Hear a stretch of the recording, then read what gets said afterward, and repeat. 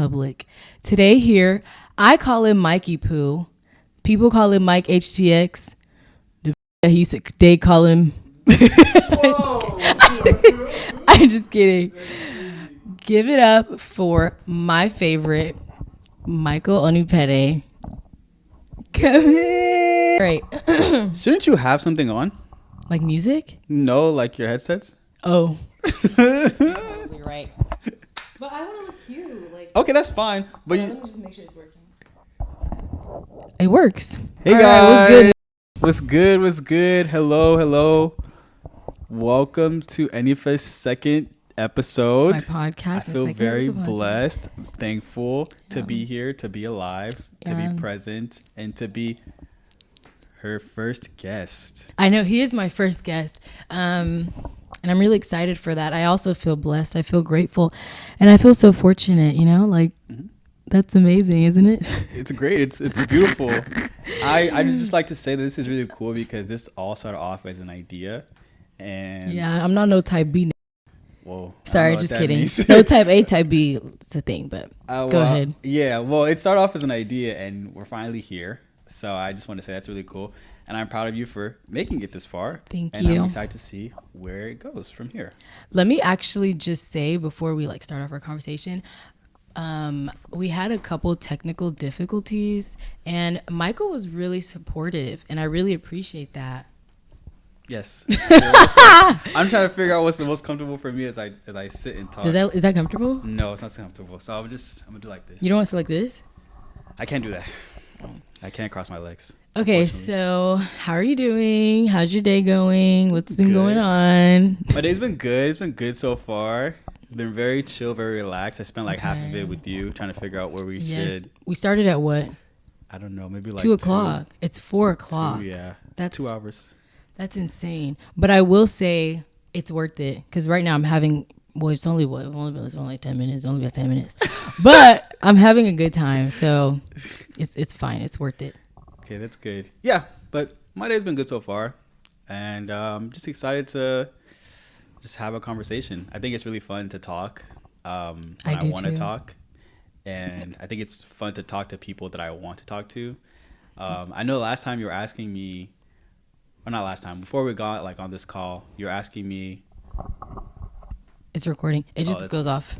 Before we got on this call, you were asking me if I've been on a podcast before. I've actually done 2 sit-down conversations with people, but they've both been really strange. Not strange. It's just it wasn't the most exciting because I felt like I had to put on I'm this guy. Was it? What do you mean? What was the vibe of it? Was it serious or was it just? It felt serious. It felt serious, but I mean in the sense of how I was thinking in my head. I had to put on this perspective of I'm this guy, but I don't want to do that here because you're my sister. So it's it's easier for me to talk to you versus talking to people that I don't really know. So I say it in the sense of I want to do more. Honestly, this might just be the one podcast I do for period. You heard it here. But I just want to be in a space where I can talk to people that I'm comfortable with talking to and I talk to on a regular basis versus strangers. I think it does feel more natural sometimes. Yeah. And I feel sometimes when you record with people you don't know, well, for me, I would assume I would just feel there's an expectation just because they've never met you. But when it's someone it's you. Fun. It's fun. It's literally just conversation. It's because we already do this. Now we're just doing it to document. And I think this is also cool because it's a thing where we can look back in the future. Memories, yeah. Yeah. And it's a cool way to say this is, the conversation that we had, and this is how we shared it, Yeah. I agree. Even if it don't go nowhere, but hopefully it do. It's fun. It's going to be nice to look back and see that I at least did something that I said I wanted to do. Mm-hmm. It's nicer to look back and say you did something than not doing it. I think that's better than not doing what you said you wanted to do. Yeah, at least now this is not a regret. Yeah. Hopefully. But anyways, what do we have for lunch today? Oh, lunch. I brought these Vietnamese sandwiches, these Banh Mi sandwiches from this place called, Actually, I'm not gonna say that place. I'm gonna gatekeep that place. I'm sorry. Okay, I don't usually gatekeep, but like that's one of my favorite restaurants. I can't say where I got it from, but they're really good Banh sandwiches in Stafford. So I know where it is. I know where it is. I told you it's across the street from not across, but it's like around this gym, a gym in Sugarland. No, only thing I'll gatekeep is food. That's all I'll say. I don't gatekeep anything else but food. What would I gatekeep? I think I would gatekeep. I wouldn't gatekeep food. Maybe I'll gatekeep like products, like maybe skincare products or not just products. Like you, huh? No. Maybe it's probably skincare products, but yeah, we had these sandwiches, and that was my second time having it in years. How many times how many times do you usually have it? When was the last time you had it? Obviously, besides today.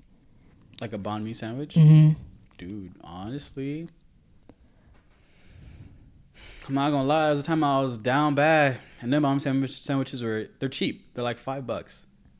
Oh, that's not bad. Yeah, like $5. So sometimes, if I'm not trying to like really spend, hold on, we have not a guest. It's actually her home. So let me go open the door. But anyways, yeah.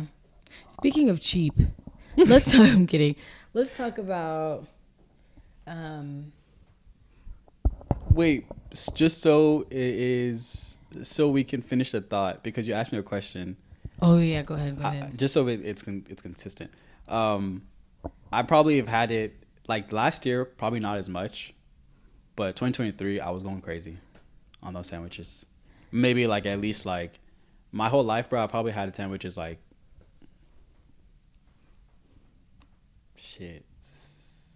at least 100 times. Before you found out about those sandwiches, what was your go-to sandwich? Mm-hmm. Like just where you would get a sandwich from? Oh, Subway, of course. Subway? So yes. you gave up on Subway?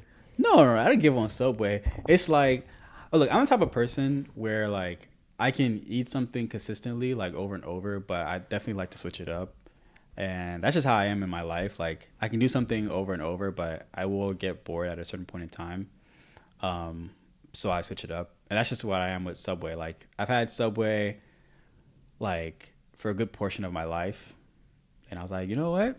I want to try some different sandwiches. But I remember Banh Mi. Bro, you like exactly. Like fresh out of school. Yeah, exactly. As soon as that bell rings. Exactly. Like I start off like with stuff that's convenient, but then over time I just naturally want to switch to something else. So that's just how it is.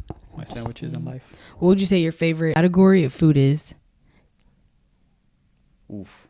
Genre Asian. Category? Oh. You mean like type of food? Yeah. Like from background, like some background. I would say Asian. I knew it. Get out of here. I knew it. Get out but of here. Asian food is really good. It is evolved. There's a lot to unpack within Asian food, and then of course Nigerian food following Asian food. But yeah, I would say Asian food is probably my favorite for sure. So speaking of Nigerian food, let's talk about you. You're Nigerian. You weren't born in Nigeria, but you have Nigerian parents. What type of transition? Like I'm a meal? Is that what we saying? Oh, not. You're Nigerian? You weren't born in Nigeria, but you have Nigerian parents. Okay. So what was it like? I know I'm obviously his sister. I don't know asking these questions like this, but we both grew up in boarding school, right? So I know what boarding school was like for me. Right. What was it like for you? So I lived in Nigeria. Well, we lived in Nigeria, but I lived in Nigeria for 7 years, from how I can remember. And before I went to boarding school, I did go to go through like regular schooling, which was private schooling. And then I went to boarding school, which was even more private schooling. But the switch between those two... different type of private. Okay. The switch between those two, it's cool. Like, I feel like for me, a lot of it is a blur. Like, I remember like Hot Points. I used to be like the assistant head boy. And that was cool because it was like a role where I was given a lot of responsibility to like oversee things. And I thought that was fun. And then I was like into sports, played like soccer, ran track. You ran track? I ran track when I was out there. Ran track. I did different things, and boarding school to that regard was fun. I got sick a lot. Like I got a lot of malaria when I was out there, which was not fun. But overall, it was a good experience for me. Like I look back at that, and I'm only grateful because it taught me a lot about myself. So you would do it again? Yeah. Hell no. Oh, I would do it what? again. You do that again? I would do boarding school again. I would do boarding school again because if I did it, it wouldn't make me the type of person I am today. So. Oh no, I wouldn't do that shit. I'm not gonna lie to you. I'm not gonna lie. It would just make me a different person. I'd be a completely different person, and I don't know if I want to be a different person. So. I mean, that's fair. Sometimes some certain experiences do shape you, like shape a large portion of the way you think. Mm-hmm. So I guess if you didn't have the experience that you had, you probably would be. It'd be different. It would be yeah. Do you think you'll be doing what you like doing today? Probably. Well, sorry. So that's if I didn't do boarding school, going to boarding school. Yeah, like that's a very being in the creative space and a creative director. That's a hard question to answer, just because that's like a butterfly effect question, right? Like, what does butterfly effect mean? It's like if this one thing didn't happen, would you be the same person? So it's like a series of things, like saying like the butterfly effect, like a butterfly came in and it brushed at this side, at this pace, at this time in front of you, or at this space, and that's what led into separate events in your life. So it's like one thing affects like a whole bunch of things. It's hard to answer that because I don't know if it would have changed anything about me, but what I can say is maybe at an earlier time in my life, I was like conscious of the things that I liked and I didn't like, and over time I kept on doing things that I liked and I didn't like with the context that I've built over time. It's shaped me to know more of what I wanted, and so I'm here today because I've had that experience. So I don't know, really, I don't know, but I feel like the decisions for me to do what I'm doing right now is based off of the context that I've built over time. So before you started doing, because I think this is really interesting, I know people like transition and stuff, but there's always things that you do before you start doing what you like. Well, I'm not gonna lie, I'm still doing stuff I don't like doing, but luckily for you, unlike me, besides like this right now, I'm enjoying what I'm doing, but like for a majority of what I'm involved in, like I don't want to do that. But luckily for Michael, he's doing something that he really enjoys doing, and he takes pride in. But tell them what you were doing before you decided to start doing this. Anything creative or like? No, like as in before you even. Before I was doing creative shit. I was a STEM major, STEM focused. I was studying to do neuroscience. Isn't that crazy? Sorry, that's just crazy. Like, I'm gonna do it when I'm editing, but I'm just gonna put this picture right here. So y'all can see this is the before and this is the after. She's gonna do me so dirty. I just think it's crazy, like, because someone like that's like me saying I want to be a doctor, and then I end up on Pop the Balloon. And it's not the same thing, but like you get what I mean. Like that's just crazy. Like I just think that's such a different. You were in one field.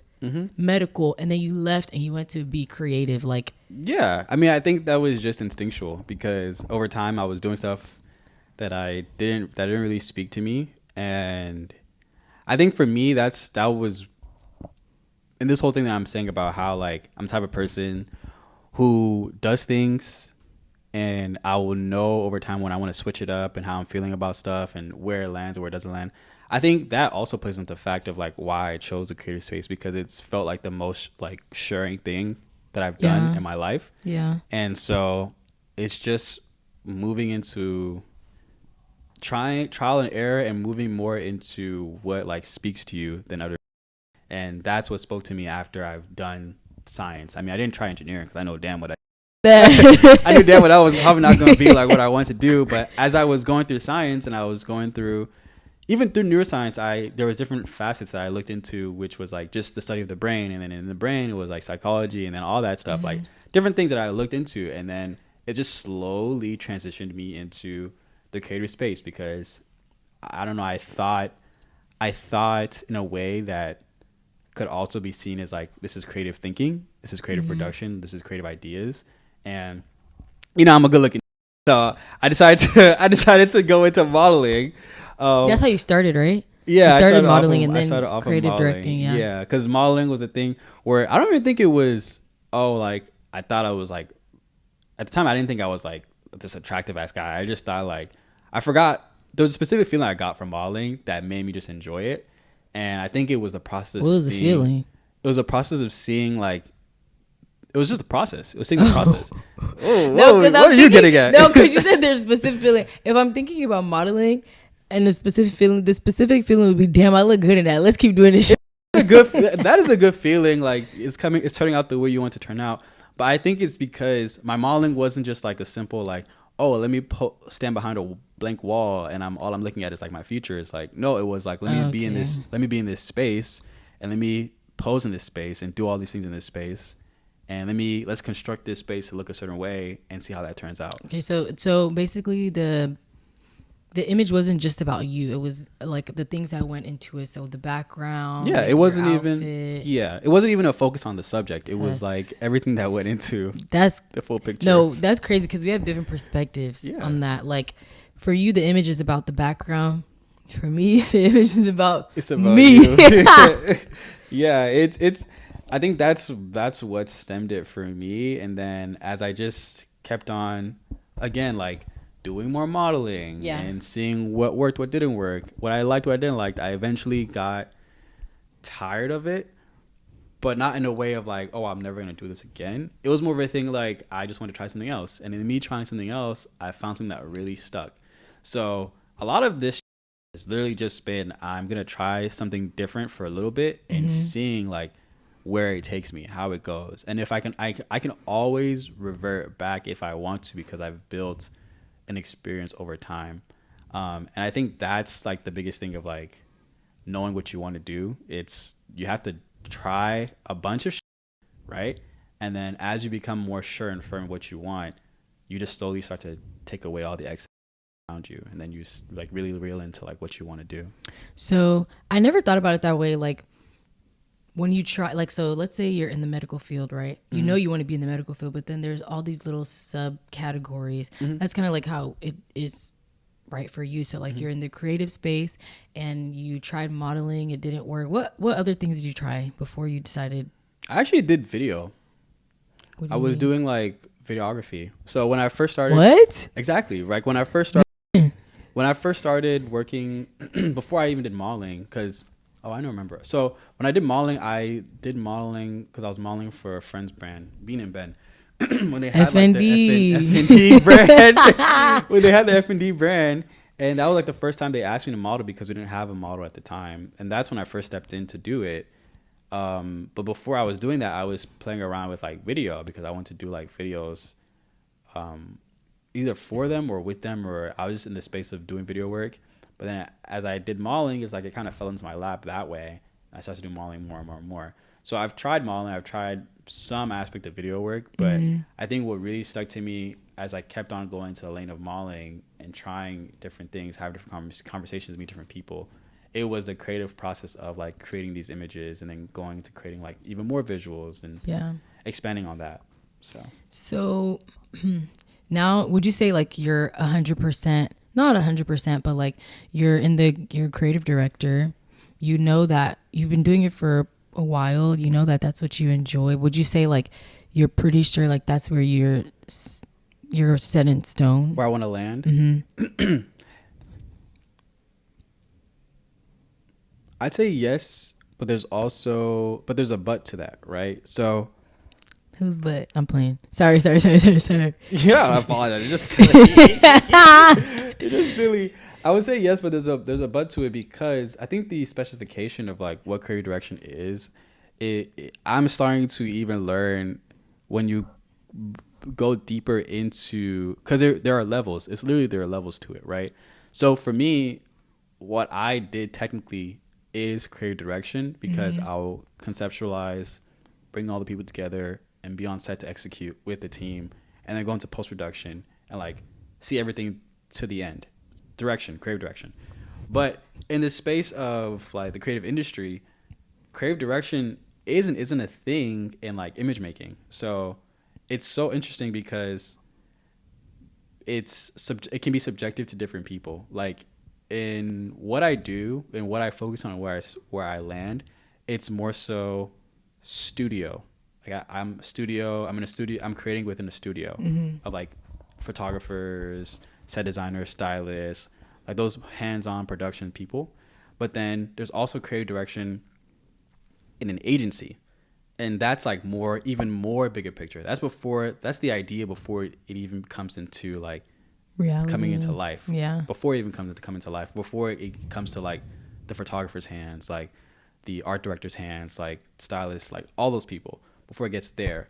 So that's a different category of what I do. And I've technically done aspects of that. And I've technically in agency, but I've also technically done aspects of that in studio.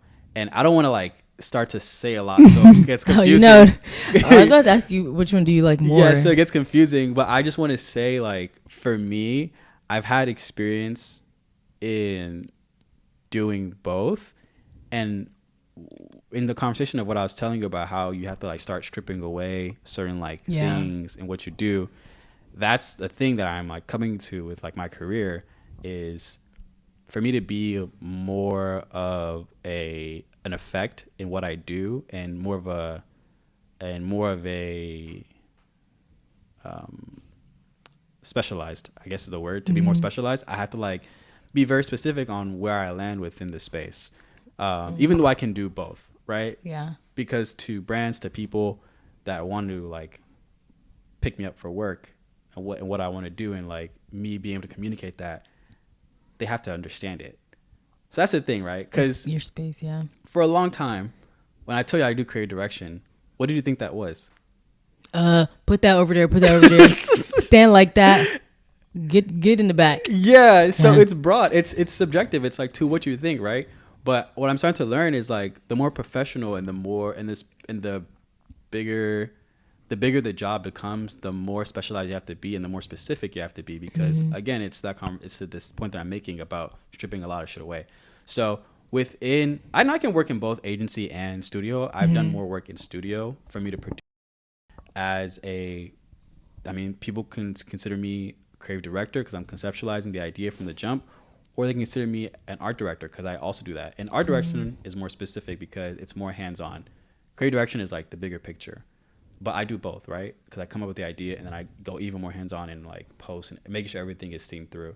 So to say on the broader spectrum, I do have a background in creative direction. But if I were to specify even more into like what my specialization is, it's art direction, because I'm like specifically going into bringing the visual concept to life. Let's say you have an idea that you want to bring to life. You're going to ask me, how can I communicate that language into the visual, into like producing it into, these colors, these shapes, these objects, all those things. That's what my, that's what my job is. But that art direction specific title can be applied to an agency or a studio. Wait, so my dumbass. No, when you say studio, do you mean like a literal studio building? Like a production studio.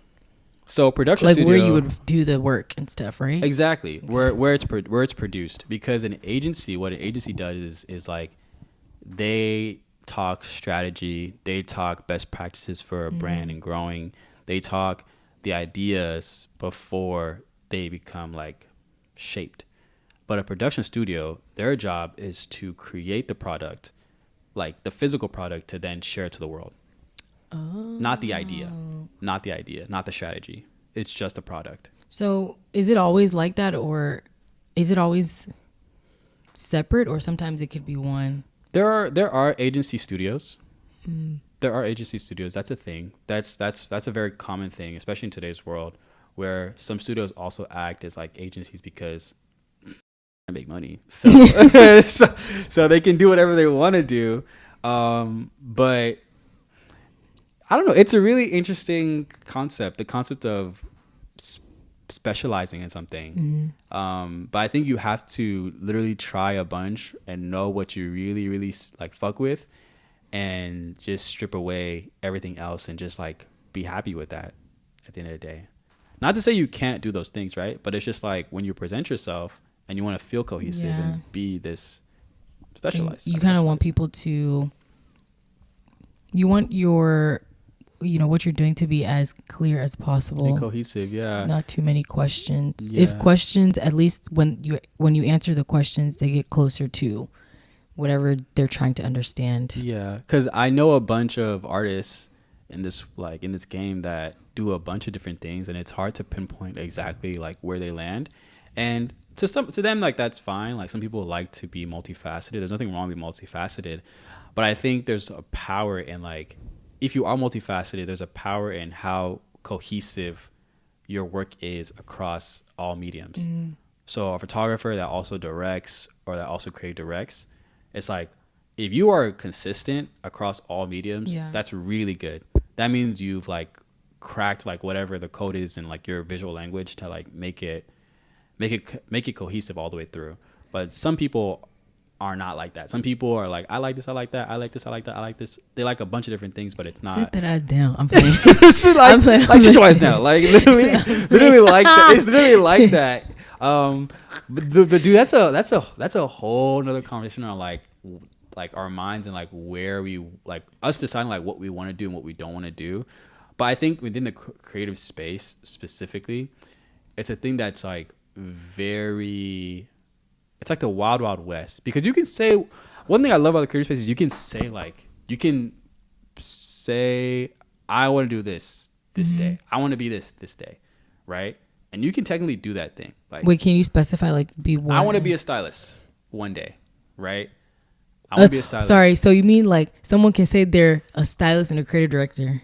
That's a thing. I'm a stylist and creative director. That's a thing. You can say that, right? But what I'm saying is there are levels. Like, you have to be very. I don't know. That sounds like a lot. It is a lot, but it's a lot. And I feel like you have to like pick one, not pick one, but like I feel like when it comes to being creative, you have to learn that, okay, I need to craft this. Yes. So that's true. There's hours you put into it, but I feel like in what's crazy in the creative space is there are no bounds, because you can do that. Like, that's a thing. I know people that are creative directors and stylists. Like, they good at it. Gassy.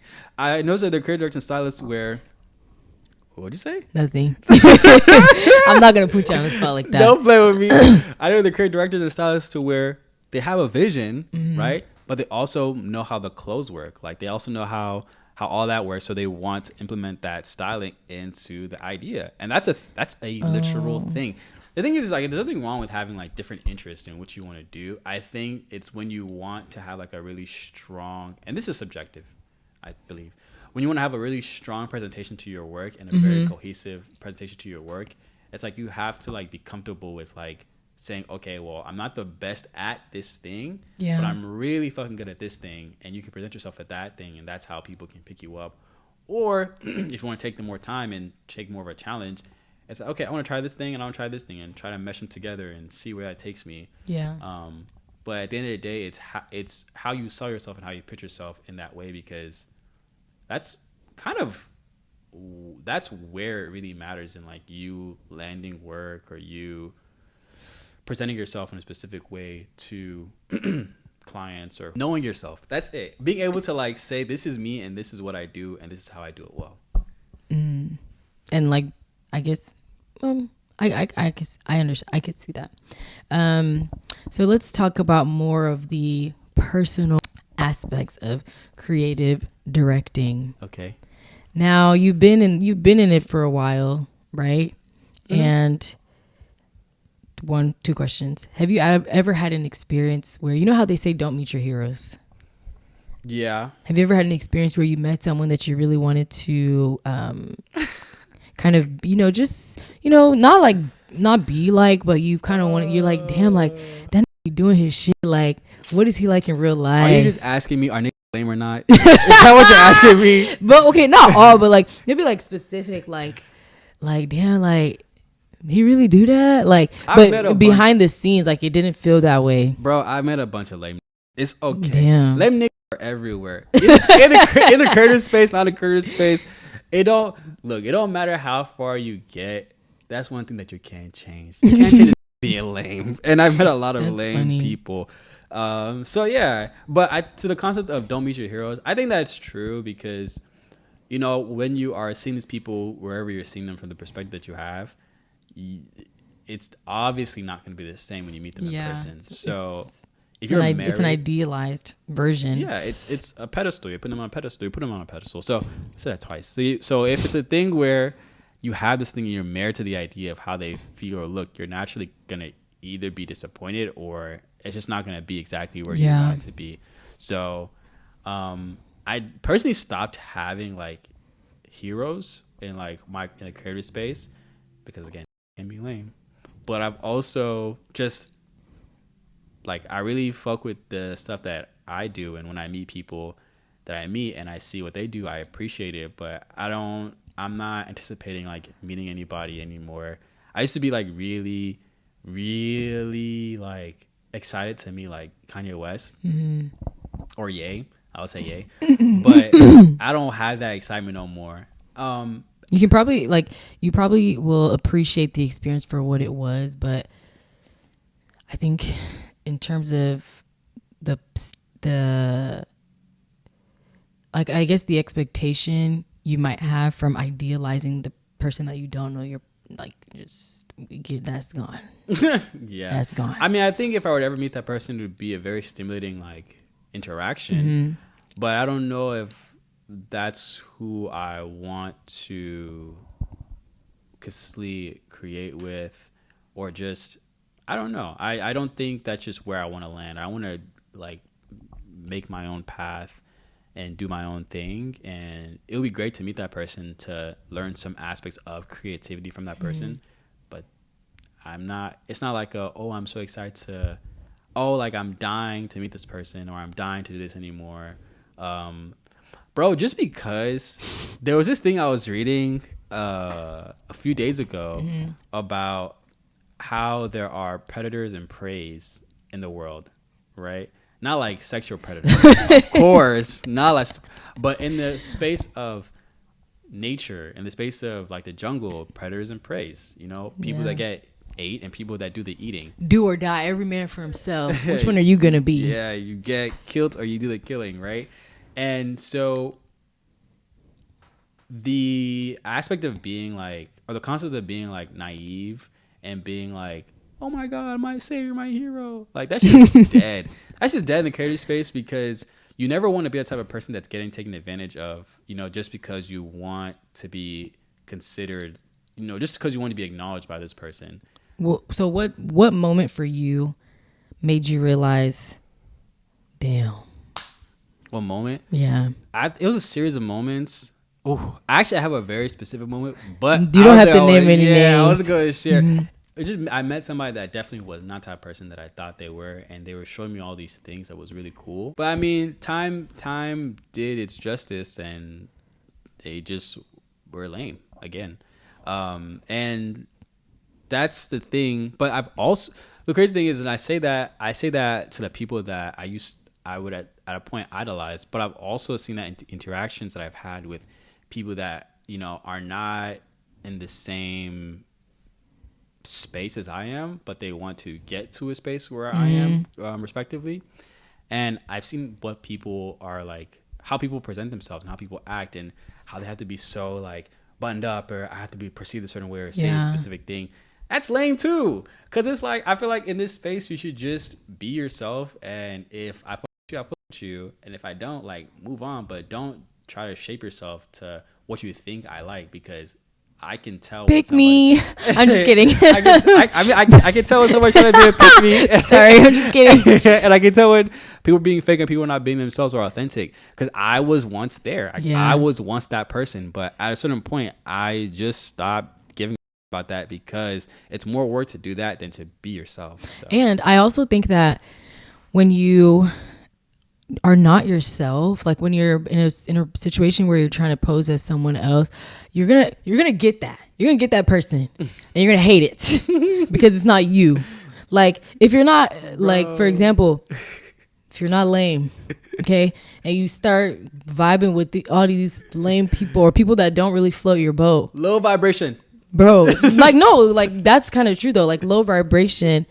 Every moment, every second, you're gonna be ha he he ha ha ha. When you get home, it's different. Bro. You're gonna be miserable. Yeah. Like it's not worth it. Like it's not worth it to put yourself in a position where you want something out of a certain situation, so you're gonna do what you have to do. But I'm telling you, it comes with the price. Yeah. Okay. You start to itch a little bit. Your conscience will always tell you when you're not in the right place. Yeah. It really will, and you will crash out some way somehow. It's like the situation where a trying to get a girl and, and he's not acting his real self. Yeah. They gotta put on like a show or a front. Or women also do that. I realize. Yeah, it's a thing. Like it's human nature. Like people just do that to be considered and seen in a specific way, but it's so draining. It really is draining. Like it's not worth it. It takes up a lot of your time. And I mean, I think it's a good thing that you are able to recognize that, you know, hey, I was once there, and like, okay, I'll be honest. Okay, because I'm not gonna lie, it's not good to fake, but it do help. It do help. I'm not gonna lie, it can help. Okay, so do you feel like, or have you I'm trying to think about how I'm gonna word this. You said you've been in that moment of your life where you're not doing you, and you don't. It's kind of like taking. You're not enjoying the experience. Okay. You're not in that phase of your life anymore. No. But have you ever done it, and you're like, damn, that got me somewhere. Oh, like it got you far. And was it worth it? Like, was it worth it enough to feel like, let me just push through? If I'm being honest, the only reason why I will say no, it hasn't gotten me far, is because it's like a cheap thing, right? Again, I say that in the quality of like what you're learning or what you're doing, and the reason I say that is I understand the concept of fake it till you make it. I think the concept of fake it till you make it, presentation wise, to a degree makes sense, because I'm not going to say those people are crazy. Like, they have their reasons as to why they want to present themselves this way, in that light, to get what they want. I understand that. But what I feel happens within that situation as you're faking to make it is when you are met with a challenge that you don't have an answer to because you haven't put in the time or the effort, you can lose it as fast as you get it. Right? Versus someone that's put in the time and they've put in the effort and they've put in like the work to actually get there, their bounce back is way easier. So it's like, I rather not like fake my shit. Yeah. Because if I fake it and I lose it, I lose it. Versus like, that bounce back not gonna be quick. It's gonna be bouncing on that thing for a minute. I'm just kidding. Fuck. That's so oh my god. Fuck. No, yeah, but that bounce back is gonna be tough. Like you just gotta be willing to like put in the time for quality every time. And is it quality over quantity? No, does that apply in this? In a way, you can, but I just think you should try to avoid like the smokes and mirrors of trying to get somewhere in life. Because man, when them curtains pull up and niggas see what you really living like, they see you living in that bed where it's dirty, roaches, all that shit. When that shit comes to light, it's not where it's supposed to be. Like I think and it's always important that you just focus on building your craft and quality, and the life that you want will be built around it. Yeah, right? Especially because I feel like a lot of those things are worldly, and I really do think like when, especially things that are worldly, like of this world, not saying that they're not hard to accomplish, but you know, it's not like some, oh my god, like first discovery dinosaur type shit. Like it's not like that. So you will get there eventually. It's just whenever your time is What? No, that's funny. I'm also just. I didn't mean to cut you off. Whenever time is there, it's there. Yeah, I believe that too. But I'm just thinking about all the times I've been in situations where people will present me things, and I'm like, "Oh yeah, this is gonna put me forward. This is gonna do this for me. This is gonna do that for me." Meanwhile, it ain't doing for me. Yeah. It doesn't do. It doesn't do. And I think it's like you're running on a treadmill. Yeah, it's another rat race. Like it's literally another rat race. And at the point where I was like, I think it was actually last year, maybe 2 years ago, maybe last year, where it became really apparent. Where, I mean, I already knew niggas were not like, you know, ASMR. They gonna hear you tied, I think. Good. Where we're not. I already knew were, you know, promises were made like. People are lame. They throw this in front of you to do a little dance, and you get, you know, mesmerized. I already knew that was a thing, but it became really apparent, you know, after I've done a set of projects. Not to say that I am saying these people are not who they appear to be. I'm just saying the way opportunities and situations are presented, it's almost never going to put you where you want to be, versus like you doing the work and focusing on like and betting on yourself and your actions. Because I also know people that have literally bet on themselves and they've just taken themselves to where they want to be. People versus like people that promise you all these things. It's almost every time. And it's so easy to do, but every time it's better to just bet on yourself. Yeah. Like, bro, the amount of energy that you put into like somebody else telling you like, oh, I got this thing for you, and you worrying about that thing versus like you putting the time and energy into yourself and seeing that thing happen and come to life. You spend less energy on yourself versus like waiting on somebody else to do it for you, because it takes you over there. Like, you don't have to, if you're already with yourself and you're already present, then you're not using that much energy. You know what I mean? Yeah. So I'm just in a space now where I'm just focused on doing the best that I can and the things that I want to do and achieving that. And that just being it. Like, if you have me, cool. I'm going to try to like, you know, see how it really works and what I'm trying to do.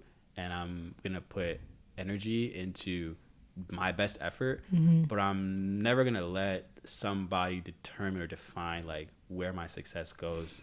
So you talk about putting energy into yourself. How long did it take you to maybe not come to the realization, but how long did it take you to start like doing that? Putting energy into myself? Because I mean, if you you start off somewhere, you're going through different phases. You know, you're going through the people pleaser phase. You're going through the man, don't need nobody phase. It's just me versus the world. Yeah, like face ass. You're going through the like, you know, like, I guess I feel like those are the two phases in that space. Unless there's more that I don't really like know I'm about. sure there's more phases, but I think the last phase is just being content. Yeah, and I mean, it sounds like you're there, or you're pretty much getting there. But how long do you feel like you've been in this mindset? Being content? To be honest, what I think is really interesting is I feel like we all have the ability to you want that to pass? Sure. Okay. If I beat that up, is you gonna tell on me? Anyways, go ahead. So I feel like we all can be in that space of like being content and being in what we want and all that jazz.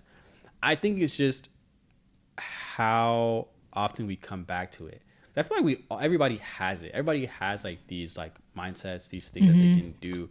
But it really is how I know. Almost an hour. How much we come back to it, because the way our mind works, like how we've evolved as people over time, we're like trained to like think, right?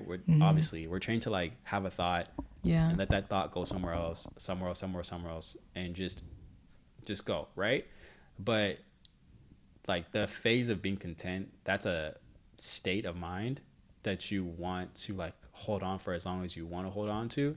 And I typically hold on to it as I'm like making decisions for myself, like I'm doing specific things that I feel like propel me forward or move me into space that's not, you know, being stagnant. So I would say I've been more aware in the state of mind of being content in some things that it's allowed me to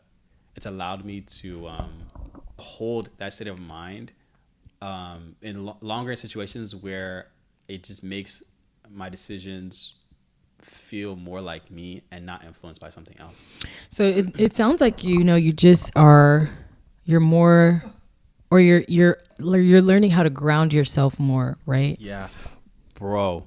Didn't mean to cut you off. I had this. I was done. Oh, sorry. I thought I cut you off. No. I had this, and the reason why I say it like that is because I had this conversation with this woman one time, and she was, in the way I'm able to articulate like how I'm experiencing things, how I choose to make decisions, all that stuff. Shout out to that woman. Yeah, shout out to that woman, because she was able to do it like water. Like she would, like it was so easy for her. Like probably with practice, you know. Yeah. And how she put it was she just had more hours like in that practice than I did.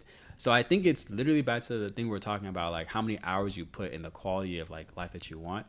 I'm starting to invest more hours into me being more aware and me finding contentment in the stuff that I do, that it's allowed me to like just pour it out, you know, into the world and how I make decisions and stuff like that. So it's a hard answer to say like how long I've been doing it for, because I feel like I feel like, again, we're all aware, you know, in some cases it's just how we come back into like specific states of mind. Yeah, or, you know, just like putting those things into action.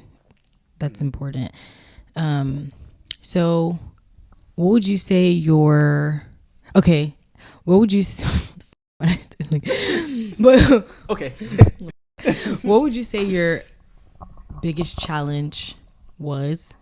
Like a challenge that like, because, you know, there's always moments in life where you just feel like, bro, like not that you're not gonna get it, but like there's just that one thing, like it's just that one thing, like how does what's the saying? I think I understand what you're saying. So what do you feel like a challenge was for you that's no longer a challenge?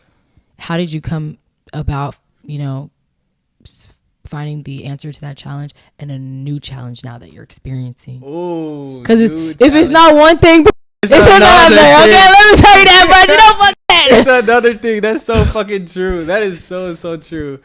Wow. So a challenge that I used to experience a lot was a great one because I was telling you about how I'm about to reinstall Instagram. A challenge that I used to have was our relationship with social media and my expectations for how things were going to turn out as I share my work, right? And it's crazy, right? Because did you ever cry? No. I cry. I'll never ever cry over no post. I would never cry over no post. I mean, I've been sad. I frustrated. Can't lie. Yeah, frustrated. It's affected my day, right? Social media, that was one thing that was really affecting like how I would make decisions, how I would create, how I would do specific things, my anticipation for when I would post, how I would post specific things, like all that stuff. That's what would affect me. But then I started to like come to terms with like how much it was shaping where I want to be. And even the content I was talking about being content, like it was taking away from like my love to create and how I would want to think about how I want to create and make decisions for myself. So that was a challenge that I worked on, and how I worked on it was honestly cold turkey. I literally deleted my socials, and I showed you I'm going on Instagram through my Safari. Explore page. Through my Safari. And it sucks, but it's definitely calmed down like my excitement, the excitement I used to have to like want to check so actively. And if I ever do, whenever I do reinstall my Instagram to post something, I catch myself of like wanting to like see like specific things often, like basically being obsessive. So you don't measure your progress based on non-tangible stuff. So how do you measure your progress then? Because it's important to understand how you're progressing. I don't think you should measure your progression on like through social media. Yeah. So I mean, but it's at one point it seems like that was maybe consciously how you were doing it. So how do you do it now? So how I do it now is, I mean, I'm in a space now where again I'm moving into a more like an expanded industry. Mm-hmm. So I mean, I could see it as like, someone could see it as like, oh, how many people are fucking with his work within the industry, how he's picking up like different gigs. That's all subjective. I think for me, it's the quality and how efficient I am to get from a concept to execution to like seeing it wherever it is. Like, yeah. That's where I deem like my progress and how I've been able to improve. And I know myself, like I know when I'm like, damn, that's the last thing I did. Yeah. Or damn, because I would know that within the post that I would make. But the thing where I would pick up is I had that for myself, but then I also measured that with the interaction that it was getting on social media. And it also is pretty easy to like, I like how you don't measure your progress based on social media, because you see how you just said like, damn, you know, this is better than the last, based on what you're putting out and what people like. They might like that thing that you felt like the last thing. They might like that last thing. So you keep doing that last thing and doing that last thing. You might not ever, but just that feeling of this is better than before, you know, you might not be able to experience that. So I think that's a good way to not measure your progress. Yeah. I always want to be in the space where I'm creating what feels fresh. There was this thing that mommy said, it's actually dark. I know, it's the sun. There's this thing that mommy said actually that mommy. Yeah, that was really interesting. Yeah, our mother. Our mother, our mother, mommy. We're Nigerian. We say mommy. There's this thing that mommy was saying when she saw snow. You know. Sorry, what did she say? It was interesting. She was like, "I feel like a kid again." Like I thought that was really interesting because it didn't feel new to her, but there was an aspect of it that she hadn't experienced in a long time. A feeling, yeah. You know, so I think that's God. Don't take me there. Relax. I don't want to experience that. There, I do want to, like, I understand that, you know, life like does what it does, but I think it's important to have that feeling consistently. Yeah. I think that's really important. Yeah. And so that's how I know when I'm creating stuff that feels new or fresh to me. When I can feel like a kid again, like, oh, this is new, like, oh, like I didn't think I could do this, or not I didn't think I could do this, is results I anticipated are there, you know, bringing that like refreshing feeling or refreshing feeling. Yes, refreshing feeling. It's bringing that refreshing feeling. And so that's how I typically measure now, like where I'm at and like the progress that I've made. And a new challenge is the best challenge, is my ability to define the value of what I do to brands and clients. Because now it's a thing that I've always wanted to do within myself, because I think there's this like this construct of creatives can't like talk business. Because you're either creative or you can either talk business. But no, I think we're very capable of doing that. I think there is, again, more hours that need to be put into both worlds so you can make it feel cohesive. But essentially all I'm saying is I'm gonna start talking dollars. I know how to talk cha-ching. So and being able to identify within that conversation only cha-ching, and being able to conversate in that way and speak and define that value to a client and essentially selling yourself, quote unquote, is really cool to me, because it's you're making your work even more tangible and defining like what is it you do and making it even more clearer to, people that want to invest and that want, that same flavor or style. So that's a new challenge. And I'm honestly excited to, be in this space and very grateful to be in the space where I can talk about that because, creatives can have a sustained career off of, doing what they love. So. I love that answer.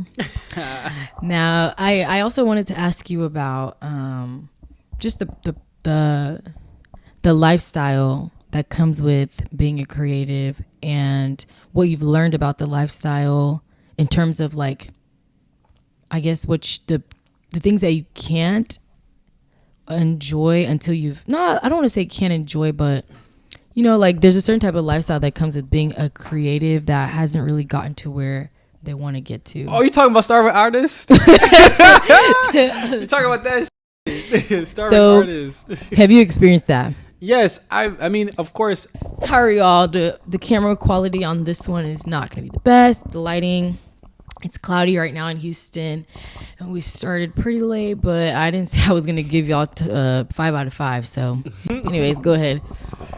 So you're asking me if I've ever been a starving artist? Yeah. How does it feel? How did it feel? And how do you feel about it now? So I feel every artist at some point of their career, you have to endure being a starving artist because if you're not a starving artist, it doesn't push you to want to understand how to make a sustainable career off of what you want to do. Mm-hmm. You have to hit like bottom. Yes, you have to hit bottom before you start to build yourself up. And personally, I feel like starving artist is just a really good term that is put on like creative people, but there's the concept of starving artist into any other field. Like everybody starts off broke as fuck when they like everybody starts off broke as that Chick-fil-A reward system came in handy. I'll tell you that much. Some people can't even do Chick-fil-A reward system. That's what I'm saying. It's free. Oh really? Yeah, that's what I'm saying. It came in handy. But yeah, so everybody it comes in through that phase where they have to be broke. Unless you're like a nepo baby or like it's handed even if you're to a nepo baby, your parents were broke before. Like somebody had to do it. Yeah, somebody has to be broke before they can start to build themselves up. And when you get your back pushed against that wall, you have to understand. Okay, well, how do I make this a sustainable thing, and how do I improve off of this so I can start to earn and I can start to live a life that I want. So hell yeah, I've been a starving artist. And I'm not saying I'm starving now. I'm definitely not starving, but I'm definitely in a place where I'm definitely in a mindset, in a space where the amount of money I make is definitely based off of how well I can pitch myself, like my actions, like how I can pitch myself and how well I can, get to specific people to show them the value of my work and bring ideas to life. But I'm not in a space anymore within like my career where I'm chasing money. Or do you feel like you're ever doing that? I think for a period of time. So for a period of time, I was creating with the intention of, it's so interesting, bro, because it's attached, like how I was creating is attached to like my emotions and the decisions I was making and all this jazz, right? So for a point in time, I was creating to where I did want, money within the stuff that I was doing and trying to crack that code of like how I can get paid for gigs, how I can do specific things, all that jazz. And I would say I'm not even, because I talk like I'm established, but personally, like I'm still learning. Like there's still who isn't learning, Yeah, there's literal levels to like the things that we do. So I'm still at a level where I'm steady and I'm improving and I'm learning the do's and don'ts, what works, what doesn't work, the trials and errors. But it's all in the mindset of like it's all leaving in the mindset of where I started, where I was creating with the expectation that like or the expectation or the feeling where it was, I need to just create, and somebody's going to hand me like the dollars or hand me like the gig. I've been in spaces where like those opportunities do come, but I feel like there's another aspect of that creating where you have to also pitch yourself. You have to also, hunt down like the opportunities that you want and all those things. I'm going to bring it back because I know you asked me a specific question, but I think it's good that I delve off in this way where you attack things in a specific manner to get the gigs that you want, so that when you do get these opportunities, you get these gigs, you're getting them more consistently versus like it being on like one aspect of outreach, people that want to work with you versus like you reaching out to people. So that was a mindset that I had to develop. But in the past, I was just I'm gonna just create. I'm gonna let people come to me, right? But that's in some ways, it's kind of egotistical because I feel like even you see it, you see it, like you see now these bring me the money. Broke. That's what you see. Now bring me the money. you see these broke because I don't gotta talk. The work do the talking. Like that type of shit. I'm not gonna lie. I feel like you can do that, right? Like there's people that have done that and it's worked perfectly for them. But I also feel like the best artists, the biggest artists are always starting off with, I want to do this thing. I want to have this opportunity and I'm going to move towards opportunity. You're not waiting for anybody to give you the opportunity. You're going to opportunity. And that's not even just artists. That's any person that's in the business like mindset of, I want to make this. Yeah. I want to bring this to life. Like you have to go for it. And so as a starving artist, I think a lot of times we're very much focused on, I want this thing, but I'm going to let it come to me. Right. And that can be dangerous because you don't know when that thing's going to come to you versus you putting the energy in to go find that thing. Yeah. So that's why I think we should invest more of our time into is like actually putting ourselves forward in that way. But it now goes back to the conversation that I was saying where I used to have this mindset of that past where I wanted like things to come my way. But when it comes to the times of like how I would want to make money, I'd always, if things didn't come my way, I'd have like these negative emotions and I've had these negative stuff that would affect me. And I wasn't able to manage my money in the right ways and invest my money into different things of how I could like expand on like my outreach to people, like just invest my time into myself to do more. Sorry, bouncing off that. I also think that when you do it that way, like you said, it does work for some people, but I think at some point it kind of warps you into determining your worth. When you're waiting for things to come to you, when you're waiting for things to come to you and they're not coming to you at the pace that you want them to, you start to question things. But when I think it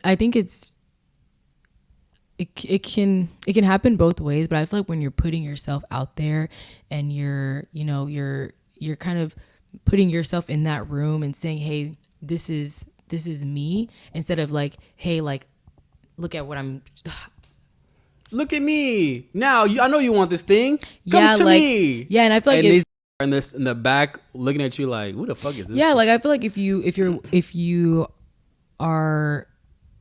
can definitely you can put things out there and wait for people to come to you, but you can also go towards that people, and I just think it comes down to a value thing. And I think when you wait for people to come to you and they don't come to you the way you thought they would come to you, it can quickly get very like, oh, am I not worth what I thought I was? Like, it can just get a little dangerous. Yeah, it can get a little dangerous, and it could also turn you mid.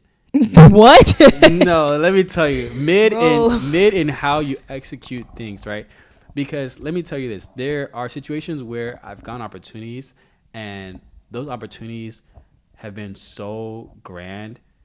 Bro, there was a time when I was doing influencing and I told you about, I don't think I ever told you about the amount of money I made. Don't say what it is. No, I mean, I remember. Yeah. No, I remember one time from that one thing you did. Yeah, from like a fragrance gig, right? Ugh. So I did a fragrance gig and it made me that type of money. And I'm not gonna lie, I was young, and in that time of that mindset I had, it kind of like I wasn't as hungry, right? But I think that's the thing that makes that successful people always have. You weren't hungry for more after you saw that check. No, nigga, I would have been starving. What? Because it's a mindset thing. It's like I put all this work. It's a mindset thing. It's also an ego thing, right? It's like, damn, like I can see this amount of money. Like that's really cool. So in my mind at that time, I was like after I get this gig, I can chill for a little bit. Like I can chill. Not saying I'm like good for life. Yeah, I know what you mean. Good, but I can chill. I can sit back. And those people came to you, right? Yes. Yeah. They came to me. You see how that blew my head up? Yeah. Blew my head up. So after it blew my head up, it's like, okay, I can chill for a little bit, spend all that money. Just bad discipline and money management and money practices. And I wasn't also as hungry. Not say I wasn't hungry, but I wasn't as hungry as I should have been. Also, like when you wait for things to come to you, you're not inconveniencing yourself, right? When you go out there and you have to put yourself out there and get that's an inconvenience, but it's an inconvenience that teaches you. Yeah. The thing, okay, so what's even crazy about that is I also think what makes people successful is how they define that type of shit, or like how much of a effect that has on them. Mm-hmm. Like the idea of an inconvenience, like to us, right, or to anybody, inconvenience can mean something different, right? But think about an inconvenience to someone like, richest man, Jeff Bezos. Mm-hmm. What is inconvenience to him? He probably is comfortable with the idea that I'm just going to experience inconveniences all my life. Like that's just what comes with me moving forward.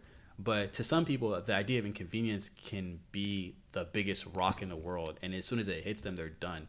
Right? So it's like people that are really successful, I think they just look at it as inconvenience as like a pebble. They don't look at it. The reward is better than the inconvenience. Exactly. Mm-hmm. It's way better because now you've put your time and effort into this thing. And yes, there's a little pushback in their eyes, but they've been able to push through and now they've gotten what they've wanted. We should like be able to adjust like what we define as an inconvenience so that we can see the things that we want in our lives, honestly. Yeah. And perspective. Yeah. It's all about perspective. It literally is about perspective. And if you're able to adjust that and, just accept it for what it is, like you can move forward. I think in the ability to like execute and the ability to like anybody's ability, not just Jeff Bezos. I just said that because he's like the richest man or one of the richest men.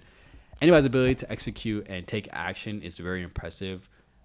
It's just how much you can withstand at the end of the day. I agree. Yeah. Don't cancel me.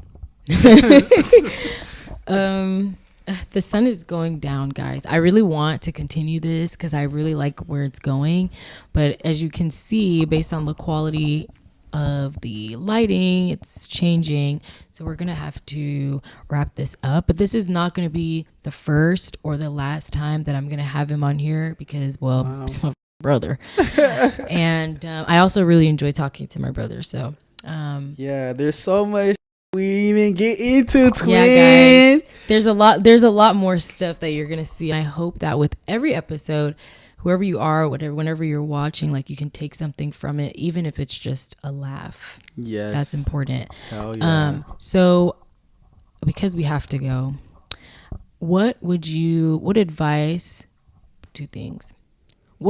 would you give to just people out there, whether even if they are in the creative space, not in even if they are in the creative space, not in the creative space, just an advice about life, and your favorite quote, and what you would tell someone just starting off or in the creative space, not exactly where they want to be yet, in terms of like a perspective that they should see things from, but they should consider. So That's a lot. I Do you remember all of those? I'm trying. I'll start with the first one. Advice that you want to give to people in terms of just how to view life. Oh, so advice I would give is, the easiest one is don't take shit personal. Yo, taking shit personal just slows you down, honestly. Yeah. It slows you down so much, just because I've been in situations where I've taken things personal, and looking back at it now, I could have made so much more progress in my life if I didn't let those things sit with me. So yeah, don't take shit personal. Don't take shit personal, and use whatever the situation is to your advantage and move forward.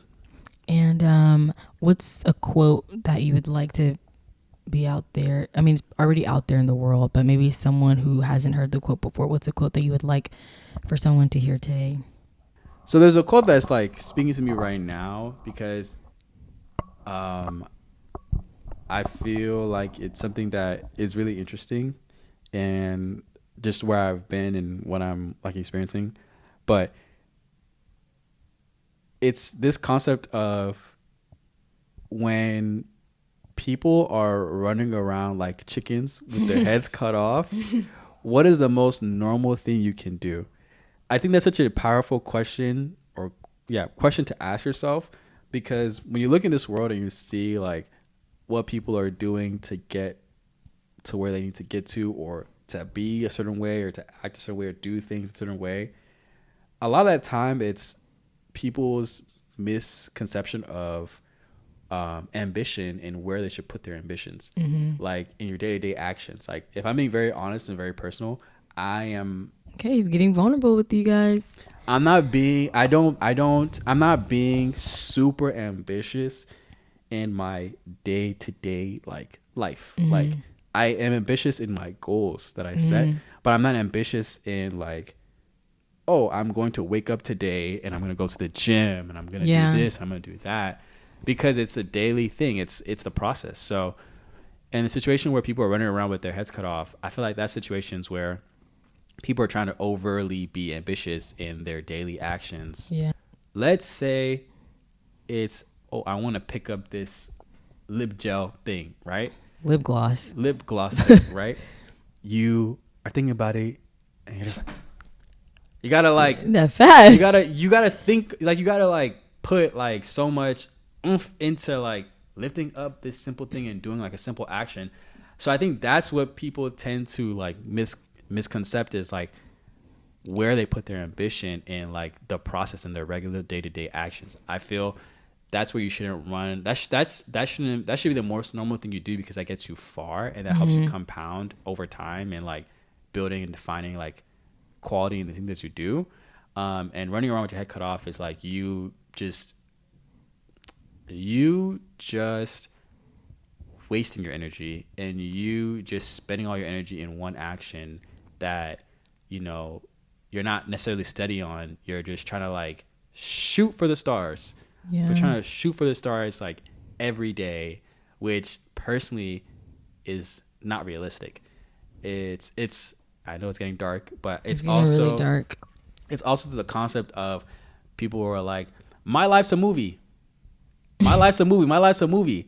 In a movie, what do you see? You only see like the really like exciting, the really like the highlights. It's a lot of cuts. Yeah, the highlights, the really fire stuff. And if you think of your life as my life is a movie 24/7, you're not gonna get to where you want to get to, because in reality of people's lives, a lot of what gets people to success is the most mundane, boring and the reason there. For that, like it's necessary. Yeah, it has to be done. So you have to start looking at your life in that way, and that is when the concept of inconveniences come in, because now it's like, oh, this is an inconvenience technically, but it's something that you're able to like live with and move past, and gets you to like the next point of your life. So yeah. And what was the last question? Would I leave with someone that's in the career space that's not where they want to be? Yeah. What I leave for those people is You on your own. Oh, what? I'm joking. Wait, I'm joking, that's funny. But I'm not joking, because you actually are on your own, and you should be comfortable with being on your own to get to where you need to get to. There is nobody in this world that's going to get you, like I said, that's going to get you to where you want to get to. You should just be comfortable and confident in your actions and where they lead you to, and capitalize on those things. Don't like wait on somebody else to do it for you, because they're not going to do it for you. Mm-hmm. You're going to have to like just invest in your time and yourself, because that's going to get you where you need to get to anyways. And at least at the end of the day, there's a powerful thing I heard.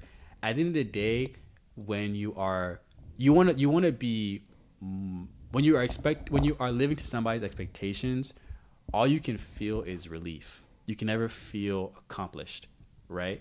So if you want to feel accomplished, you just focus in on the things that you do and the actions that you want, because at the end of the day, you feel more accomplished versus like betting on somebody else, because all that's going to get you is relief. It's not going to get you shit. Yeah, just that weight is off your shoulders, but not in the way that feels like, that you've actually done that thing. That's what you need to focus on. So that was good. You on your own. And the people that are supposed to be with you on that journey, they will come. Yes, they will come. And they will want to pour in as much as you would want to pour into their lives and their journeys. So yeah. All right, well, that was it for today's episode. I wish we could continue, but it's getting really dark. I don't even know what the quality looks like right now. But thanks guys for watching. I hope you took something from this, and well, I'll talk to you later. Bye. Wait, I wanted to say thank you so much for having me. Oh my God. Wait, this is just my second episode. Okay, like I'll get better, whatever. Anything you want to say before you go? Yeah, no, I want to say thank you so much for having thank you so much for having me. And I am genuinely so excited for what's next in this journey that you are, that you're in and that you are embarking on. Mm-hmm. That you're embarking on, because it is really cool. Like, just the power of conversations. I think that's really, really dope. And I'm super, super excited to see who else comes into like the mix of this, and, just how things change, improve, and just, do the thing. So I want to I want to recommend you somebody. I want to recommend you Kayode. I think Kayode guys, he's gonna be a guest on this podcast. Sir Don K he's really funny here, and he should share his wisdom and thoughts, because he is someone that I've learned a lot from in my experience of creating, and I definitely feel like he has wisdom to share, and just experience and knowledge and personality as well. Personality for sure. Got that all right. Personality for sure, and it'll be a very good episode. So yeah. All right, guys. We'll see you later. Woo! Say bye. Bye.